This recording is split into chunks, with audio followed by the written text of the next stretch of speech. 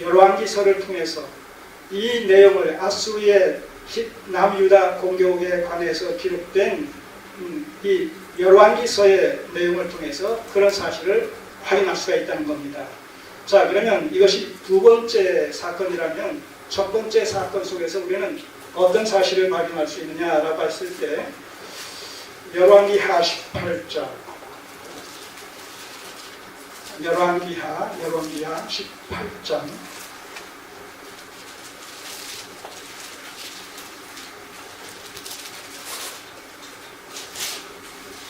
594쪽 열왕기하 18장 13절에서 16절까지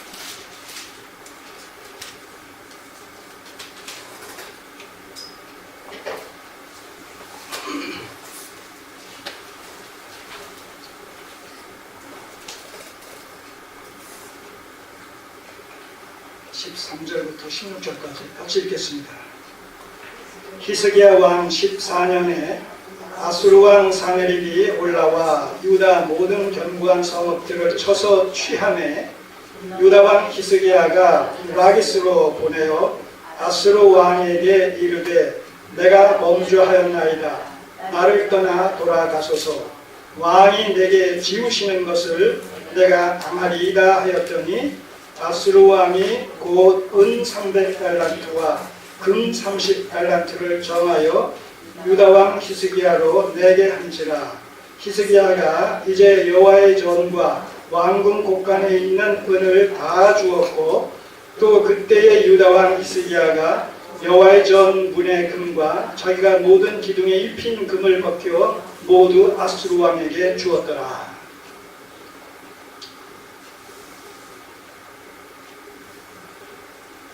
아수르 왕이 사네립 이 아수르 왕이 처음 이 남유다를 침공했을 때에 취했던 히스기야의 치욕적이며 굴욕적인 행태라. 적어도 이 사건 속에서 우리는 히스기야에게서 하나님을 향한 어떤 신앙심도 발견할 수가 없습니다. 이 사건 속에서 오직 히스기야는 현실적인 방법을 통해서 자기의 생각과 자기의 경험과 이성의 호소함으로 말미암아 문제를 해결하려고 시도했던 것을 보게 됩니다. 그리고 그것은 참으로 치욕적이고 부끄러운 굴욕적인 하나님을 믿는 자로서 취할 바가 아닌 그런 최악의 어떤 저자세를 취한 이런 모습을 우리가 보게 됩니다. 보세요. 이 사네립이 유다를 침공해가지고 견고한 성읍들을 벌써 여러 성읍들을 취했다는 거예요. 13절에. 그러니까 14절에 유다 왕 히스기야가 라기스로 아마 거기에 그들의 본진이 있었던 모양이죠. 아수르 왕에게 이르되 내가 범죄하였나이다. 무슨 범죄예요? 여기서 범죄했다고 얘기하는 그 내용이 뭐겠어요? 범죄 내용이 아수르 정책을 펴왔었다는 이 사실이죠.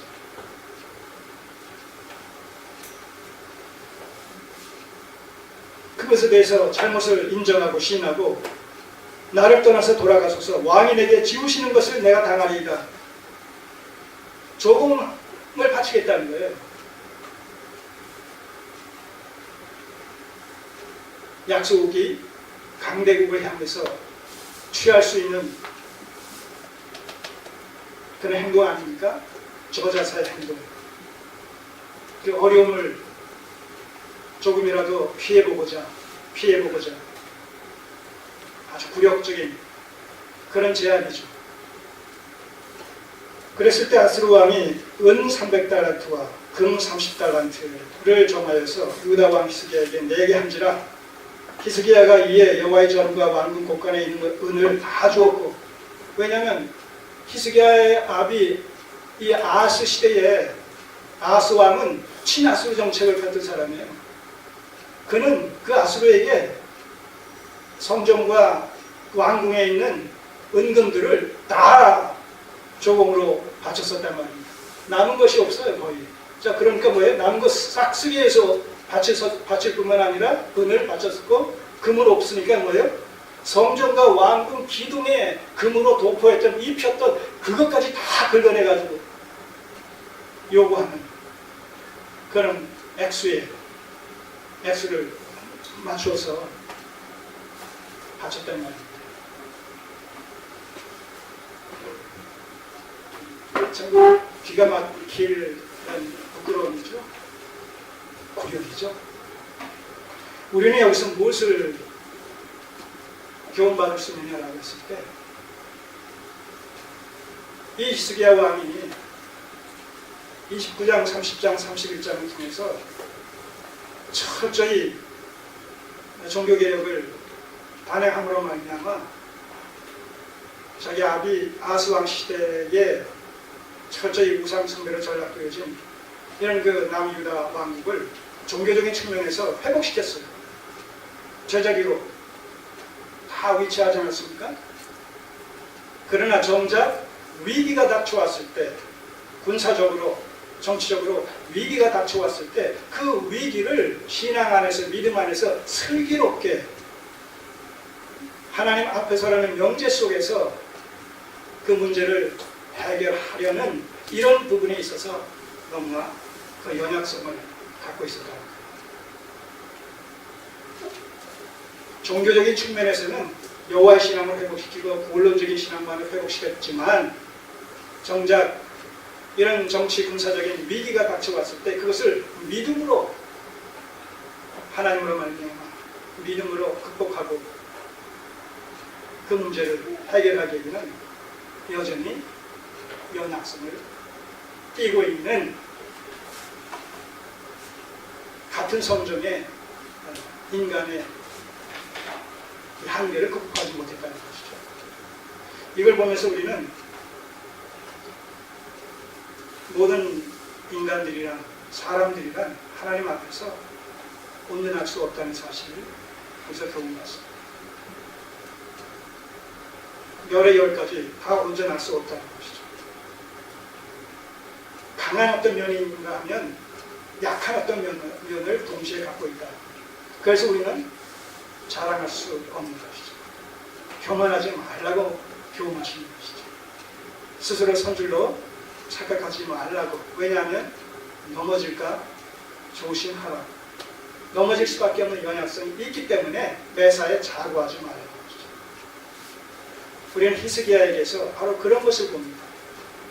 종교개혁을 통해서, 종교적 측면에서 하나님을 향하여 정말 흔적을 떼어 없을 정도로 완벽한 어떤 그런 모습을 보는가 하면, 정작 아수르의 침공 앞에서, 군사적인 정치적인 위기 앞에서 너무나 나약한, 비굴한 이런 또 히스기야의 전혀 다른 이런 연약성을 보게 된다고. 그래서 우리가 자랑하지 말고 범사의 하나님을 인정하며 겸손함과 온유한 심정을 늘 우리가 추구하지 않는다면 어느 순간에 또 우리가 미혹당해서 넘어질지 모른다는 것. 이런 사실들을 우리가 보게 되는 것이죠. 그래서 하나님께서는 이 아수르의 침공을 단순히 히스기야가 어떤 특정한 범죄를 저질렀기 때문에 그것을 그냥 징벌의 하나의 수단과 방편으로 지금 아수르가 침공하는 것이 아니라, 히스기야에게 있는 이런 인간의 연약성을 깨우쳐서,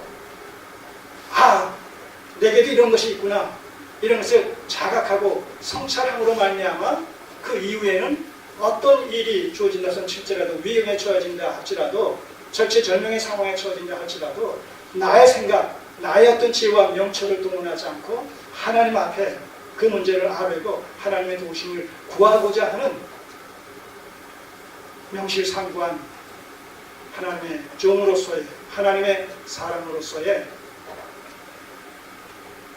신앙관을 정립시켜 주시기 위한 그런 선의적이고 시험적이고 교훈적인 측면에서 바로 이 전쟁을 허락하셨다. 이렇게 우리가 정리를 해야 된다는 겁니다.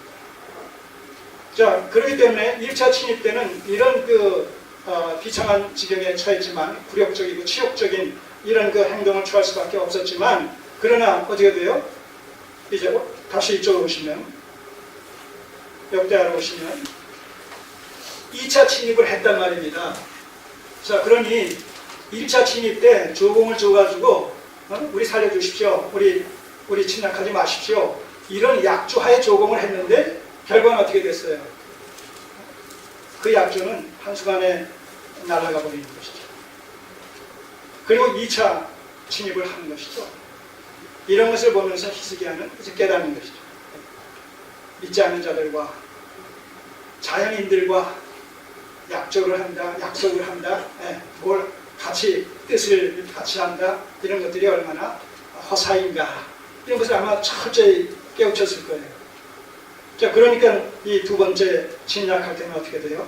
거기에 의연하게 대처하는 모습을 볼 수 있지 않습니까?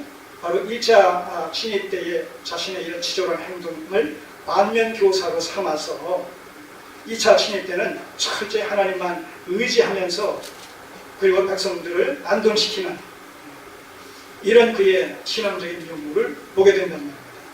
자, 그래서 이 8절까지의 내용은 2차 이 사네립 왕이 예루살렘을 침략했을 때 거기에 대처하는 이런 히스기야 왕의 모습을 보게 되는데, 우선 이런 대표들을 불러 모으죠. 3절에 방백들과 용사들로 더불어서 의논하고 성 밖의 모든 물 근원을 막고자 하매 저희가 돕더라. 이에 백성이 많이 모여 모든 물 근원과 땅으로 흘러가는 시내를 막고 이르되 어찌 가스로 왕들로 와서 많은 물을 먹게 하니. 자, 이런 원시적인 이런 전쟁에 있어서는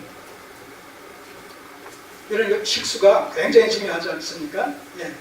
이 군량이 이런 것들이 군수꾼들이 보급돼야지 계속해서 전쟁을 할 수 있지, 먹을 음식이 없고 먹을 물이 없고 의복이 없는데 어떻게 싸웁니까? 무기만 있어서 싸우는 것이 아니잖아요. 그러니까 이 물 근원을 갖다가 차단시키는 거예요. 밖으로 흘러나가는 이런 수로를 정비하는 것이죠. 수로를 정비해서 저들로 하여금 예루살렘 성을 지금 둘러싸고 있는 아스르 군대에게 공급되어지는 수로를 막아버립니다. 물론 쳐들어왔을 때 그때 그랬다는 얘기 아니에요. 이미 한번 침략했을 때, 침략을 받았을 때 그 이후부터, 그들이 돌아간 이후부터 이런 작업들을 나오는 과정 속에서 저들의 2차 침략을 지금 맞이하게 되는 이런 상황이죠. 지금 침략이 들어왔는데 그때 무슨 수로를 차단하고 그때 무슨 쾌락한 성을 중수하고 그렇습니까? 그건 불가능하잖아요. 그 이전부터 그래 오던 것을 계속 지금 그런 대치 국면에서도 시도하는 그런 내용으로 우리가 봐야 되겠죠. 자, 5절. 수로를 차단한 후에는 히스기야가 세력을 내어서 퇴락한 성을 중수하고 망대까지 높이 쌓고 또 외성을 쌓고 다윗성의 밀로를 견고케 하고 병기와 방패를 많이 만들고 군대 장관들을 세워서 백성들을 거느리게 하고, 그 다음에 성문 광장 자기에게로 사람들을 모아가지고 말로 위로하는 거예요. 어떻게 위로합니까? 가로되 너희는 마음을 강하게 하며 담대히 하고 아스루 왕과 그 쫓는 온 무리로 인하여 두려워하지 말라. 자, 1차 침공 때에 히스기야의 비굴했던 그런 태도와 또 불신앙적인 이런 모습과 얼마나 대비되는 그러한 자세와 태도입니까? 반응입니까? 두려워 말며 놀라지 말라. 우리와